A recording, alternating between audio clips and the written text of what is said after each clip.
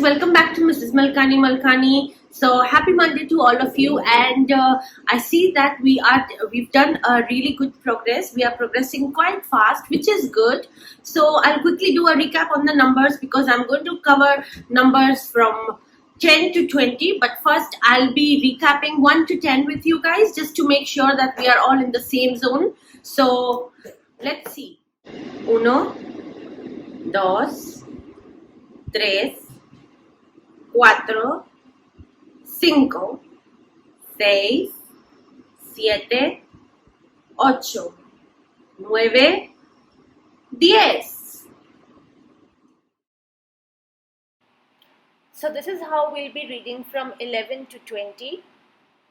Once, doce, trece, catorce, quince, dieciséis, diecisiete, dieciocho, diecinueve, veinte. So that's it from me for today, guys.